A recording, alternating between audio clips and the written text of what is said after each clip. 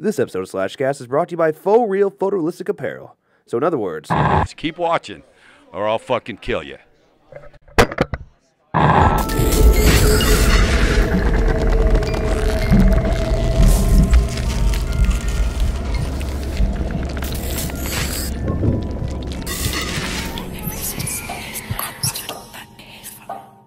What's going on, horror fans? Welcome to another episode of Slash and Cast. My name is Riley. That is Nick. And last week in Slash Cast, we discussed Friday the 13th game, and we had the honor of revealing the fact that traps are indeed in the game. Jason is able to lay down traps. Okay, now we did not discuss much detail surrounding that. We wanted Friday the 13th game directly to do that, and that's what they did. You know, Wes Kellner came out with some, went to the forum and explained a lot. So we have a lot to go through here, a lot of questions coming from fans and how everything works. So let's do this. Let's go one by one and how this thing works. First question, are Jason's traps the same asset as a counselor's trap? No, they are not. Okay, so Jason makes his own traps, as if he was been, you know, basically trying to make it very realistic to what's been going on, that he's been living in the woods all these years, and now he's finding items and creating out of old pieces of wood, rusty nails and spikes. So no, completely different traps, and yeah.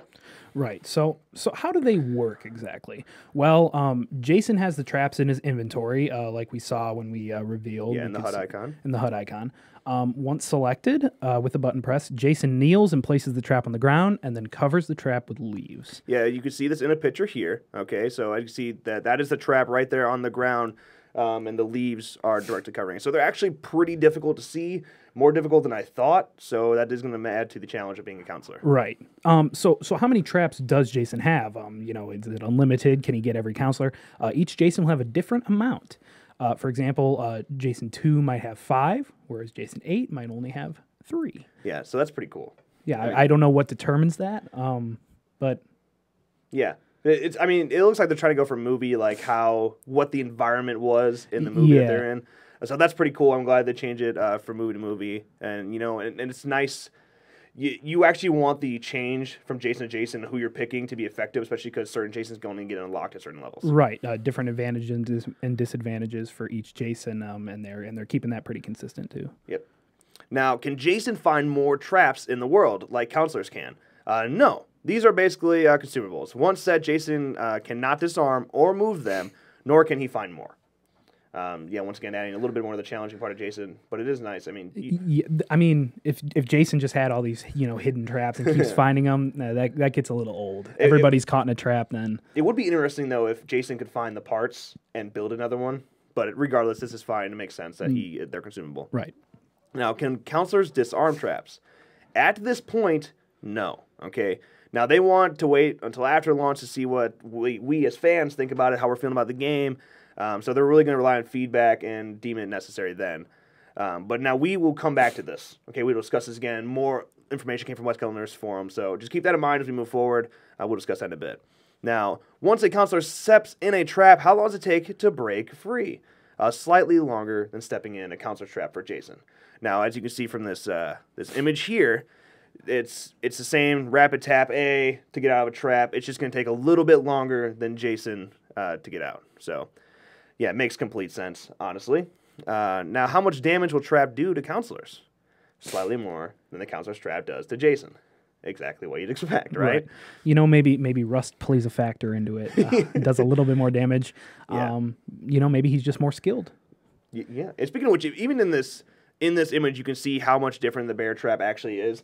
Now, this still is a bear trap format, but I mean, you can see the random pieces of wood, you know. So clearly, they are different types of traps. Right. So can Jason set these traps anywhere on the map? He can only set the traps within exterior areas only. He cannot set them inside a cabin, building. He can't set them underwater or by the docks. Only on ground textures. That is extremely important. I mean, could you send them in traps at setting traps at like doors inside of houses? You know, I mean, you still have the advantage of outside of a door, but right. So Jason can set traps outside like doors and windows right next to the car. And their answer was yes, and it's awesome. You might think at first blush this is too OP and can be used to troll, but Jason only has a limited amount. When I think of, you know, putting it right in front of a window, I think of Rainbow Six Siege, where you put the frost trap right in and they jump in and they're screwed. Yeah. This isn't like, since the thing is though, since right now you can't disarm them ahead of time, the fact that you can put it on a car door, like a driver's side door, and there's not a goddamn thing you can do about it. So you have to step in it, then disarm it, and then go in. Right. And again, they were saying, they might do a day one patch. Yeah, we will get to that. Right. So when a counselor steps on a trap, how will Jason know? Okay. Now, the Jason player will hear a trap snapping shut sound effect, exactly what you expect. He will also see the traps he set on his mini-map. Now, the traps that have gone off will be flashing on his map. He will see the same thing when he opens it in his morph map interface. And that's pretty scary, because if he sees you're stuck in the trap, I mean, you're pretty much screwed. Right. So don't step on the traps. Right. He's just going to morph right to you. Yeah, exactly. That's Watch where you step. true.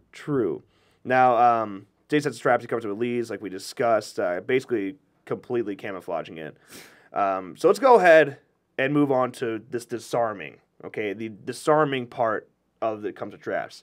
Now, this was in a separate forum post, different from the questions one we just had. Now, they didn't want to put certification at risk, and you have to understand that. I mean, they're still playing with that early 2017 release date, and if they were to add the disarming part of the traps, they probably wouldn't have time. They'd have to start over. Exactly. It'd be a whole different certification process. So, but it looks like counselors will be able to disarm Jason traps, but of course, there's a catch. Now, to disarm a trap, the counselor must be crouched and very, very close to the trap. If standing, walking, jogging, or running, the interact prompt will not appear, and thus, snap. You're screwed, right? But wait, there is more, of course. Once crouched and near a trap, you must have a pocket knife in your inventory to disarm the trap. Now, this gives the pocket knife more use, which is nice, but it gets even more interesting as we move forward. Right. So as you're crouched with the pocket knife in your inventory, the disarm prompt appears. Your counselor starts working on the trap. As they work on the trap, you see it starts closing very slowly. It's slow, as if your knife, is turning the screw, loosening the tension of the trap. Just as the trap is nearly closed or disarmed, you hear a light snap sound. What was that? Your pocket knife blade just broke, making it useless. Your knife disappears from your inventory. No more get out of Jason jail free card. Yeah, so there's the catch, okay? Now, you have to make a decision as a player. What do you want to risk more? Do you want to risk your teammate stepping in a trap, or you stepping into that trap later? Or do you want to risk your pocket knife? That is your get out of free Jason card. I mean, if Jason grabs you and you have a pocket knife, you stab him in the neck and you're good to go. What's more important to you? Me personally, I ain't disarming the trap. I'm gonna give him a pocket knife. Pocket knives are game changers. You'll let me know. You'll let me know where the trap is. Yeah, maybe I will. Give me exact coordinates, please. Now, there are also perks that we did not discuss, that they did not discuss, perks that might lessen the chance that the trap will go off when you step on it. Okay, or perhaps the trap will still snap on you, but there's a chance Jason won't be alerted. Now, these are just a few ideas that they've had in the past, and they're still working on it. So stuff we will not see day one. They could also bring the pocket knife into that as well. So breaking that game a chance. Perhaps link it directly to whether or not the knife will snap every time. Because right now the knife snaps every time. Maybe if you're like counselors that we talked about have more luck in their their stats, perhaps their knife there's less chance of it snapping. Right. So, stuff like that. Right. So yeah, a lot of things they're playing with right now. Currently they're hoping for a day one patch. Okay, but nothing is set in stone. They don't want to make promises they can't keep. But yeah, a day one patch would be insane. But it also won't mess with the certification process, which is key. Right. So we're still praying for that early 2017 release date. Now, throwing knives. Okay, we talked about it in the past. It's been kind of on a hiatus since then. We just know the fact that Jason does indeed carry throwing knives and can throw those suckers at counselors. Okay. Yeah. But here's the thing: once a knife is thrown by Jason, that knife is gone forever. Okay. Now, knives can be found across the map, like you can see here. Now, this one is stuck into a pole, and Jason is the only one that can reach it. Counselors cannot pick up knives. Only Jason, okay? So, yeah, Jason, he throws them. They're gone forever, but he can find them across the map. And yeah, so here's J8 picking up a knife that counselors can't reach. There's just so many little things with this game. It makes it just so cool. Like you could be looking and you can see that there's a knife at this post, and then you could run back a little bit later and you see the knife's gone. You're like, okay, he has at least one then. Very cool. Very cool. Yeah, it's the little things that, you know, especially when it's relating directly to movies, that is so cool about this game.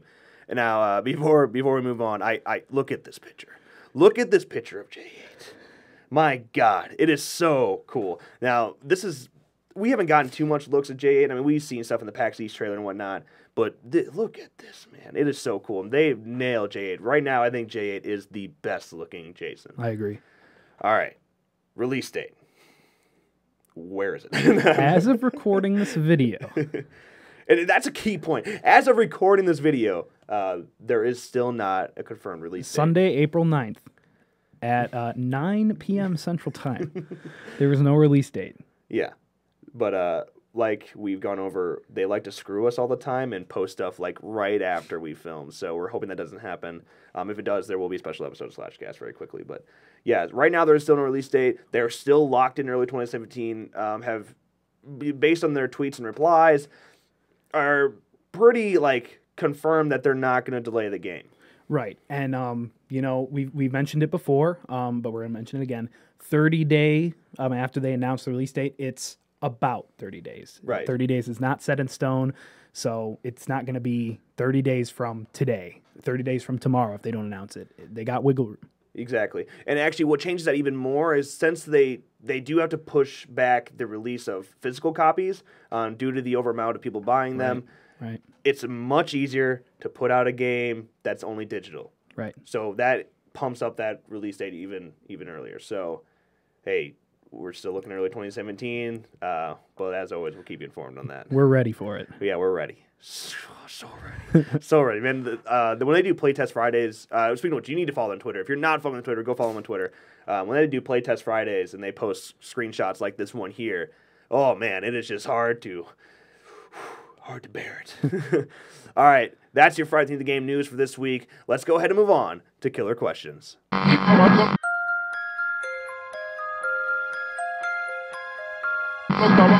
Our first question for Killer Questions comes from user Jason Simone, and he asks, if you guys could write and direct any versus movie using any two horror icons, who and what would it be about?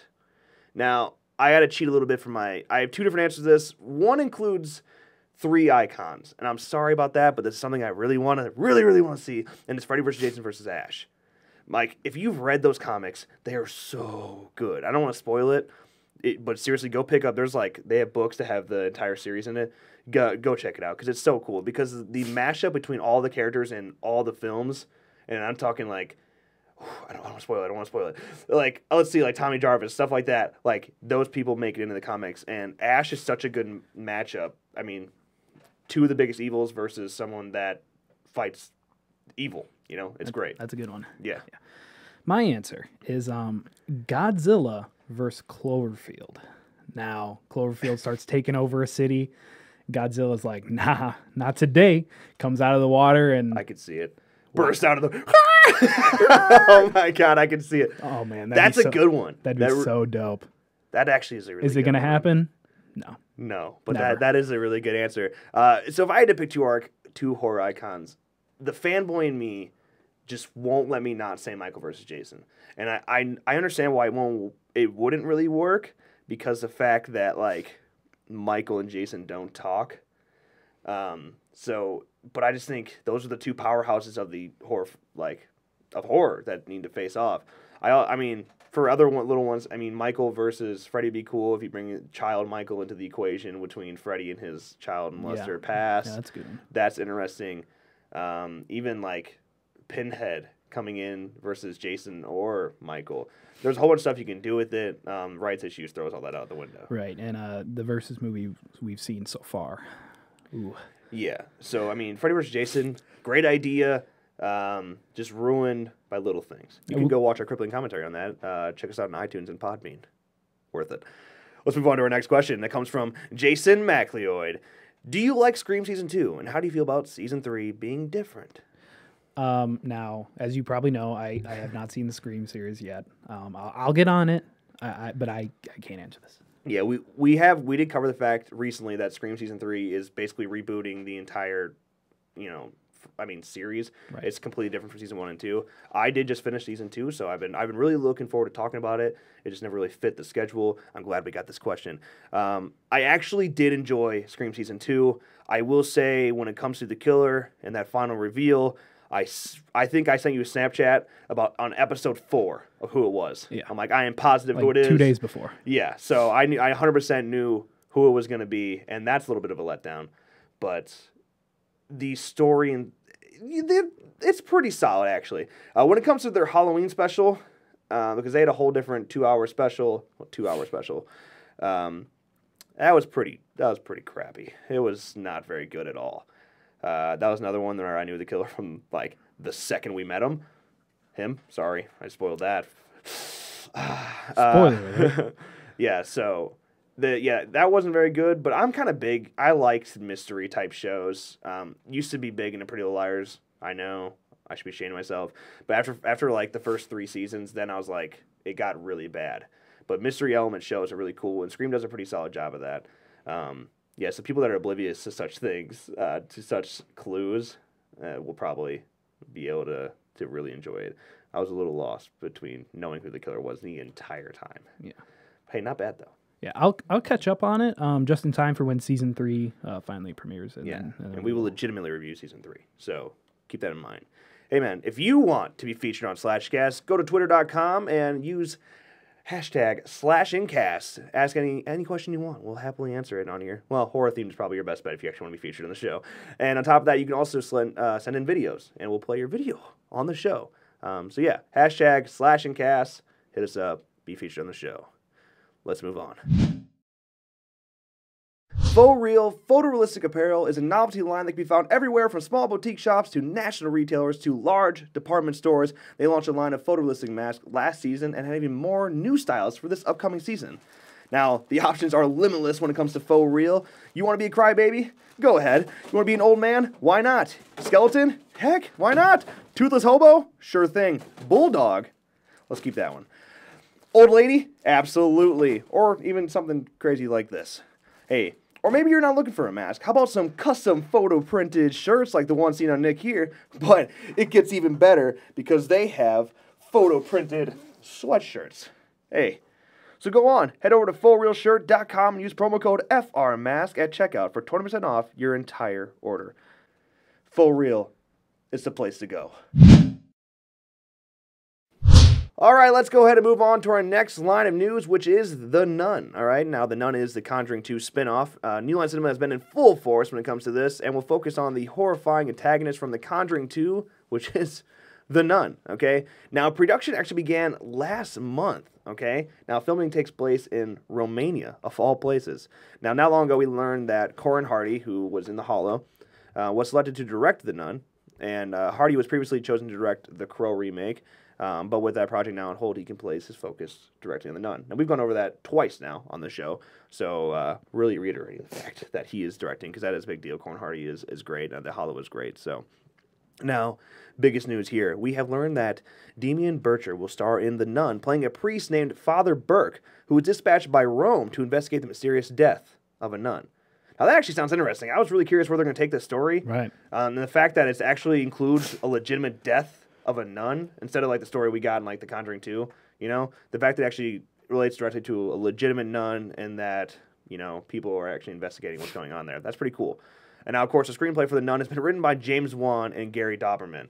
The fact that James Wan was involved in the writing process should be a huge glorifying cheer for fans, okay? Mm-hmm. Because that's, first of all, that tells you he's definitely on board, since he is also, Juan and Peter Safran will serve as producers. So he's also producing. That's a big deal. Now, the nun character was played by Bonnie Aarons in The Conjuring 2. It is not certain at this time if she will return to portray the role for the new film.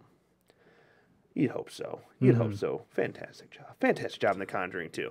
Now, at this time, The Conjuring 2 is set to release Friday, July 13th, 2018. So, hey, still looking good. A cool synopsis. First legitimate synopsis we've heard. Well, Right. legitimate synopsis. First story at all we've heard about The Nun. Right. But once again, though, James Wan is in place. That's good news for all horror fans. Keep her going. Next in news, Cult of Chucky. Now, we were talking about Cult of Chucky pretty much every week for a long time. That's been on a little bit of a hiatus, but it's back, and we have several quotes here. First things first from Don Mancini. Cult of Chucky picks up the story of Nika after the bloodbath that happens in the last movie, and Nika has taken the rap for all of Chucky's murders. She was sent to a mental institution, and after 4 years of shock therapy and drugs, doctors have convinced her that Chucky was just a delusion and she had actually murdered her entire family. Then her doctor complicates matters by introducing her in a group therapy sessions. A Chucky doll. Yeah, a Chucky doll. The fact that Chucky was brought into therapy sessions for... All right, so that's a quote directly from Don Mancini, okay? And so that's that's clearly a legitimate synopsis. And the fact that, there's some weird stuff going on. The fact that she's, it's a mental thing going on, Yeah. okay? Now, he goes on to discuss how Chucky can be inserted to really into any genre, okay? Saying, this one is the mind fuck. Chucky meets Inception because you're dealing with a bunch of characters whose perception of reality is altered by their madness, the drugs that they're on, and by hypnosis. Now, Inception meeting Chucky is a pretty big claim, and it's really interesting. Instead of just being a horror, the comedy approach we've been getting in the last few films has been interesting. Curse Chucky did flip that. We went to a more horror. So yeah, it's nice that they're taking a more serious approach rather than a comedic approach that happened with, Bride of Chucky. So that's cool. Now, the reveals continued, okay? And the biggest one, Mancini, once again, another quote. The gore effects in this movie. This is definitely the goriest of all the movies. This wasn't something we set out to do. It just sort of turned out that way. My goodness. The goriest Child's Play film. It's a big claim. It is a big claim. And, my God, what's going on in this asylum here? Right. And so it looks great so far, and the fact that he's able to make such a claim is awesome. And I love the fact that it's a mental play. It's going to be a very psychological film as well. Now, I imagine a lot of it's coming down, what do you believe? I feel like it might be some, dream-related type scenes, where she's just straight up seeing stuff. So we don't know when Chucky will actually be there, which one is real, which one's not. A lot to go off there. Cult of Chucky still looks pretty great, and it's cool to see where it's going. But hey, that is going to be it for Slashcast today. Once again, thanks to our sponsor, Faux Real Photorealistic Apparel. Awesome gear. They give us a ton of stuff, and man, you got to go check out their website, FauxRealShirt.com. Use promo code FRMask at checkout, 20% off. Definitely worth it. I think you'll enjoy their stuff. All right, editor, roll that outro. Hey, you! Thanks for watching this episode of Slashcast. If you enjoyed, make sure you drop a like and click that box right down there to check out last week's episode. Also, if you want to check out the film the fans are calling the best fan film of all time, make sure you click that box right down there to check out our Friday the 13th fan film. While you're at it, click that circle right there to subscribe to our channel and never miss a video again. As always, thank you so much for watching, and we'll see you next time.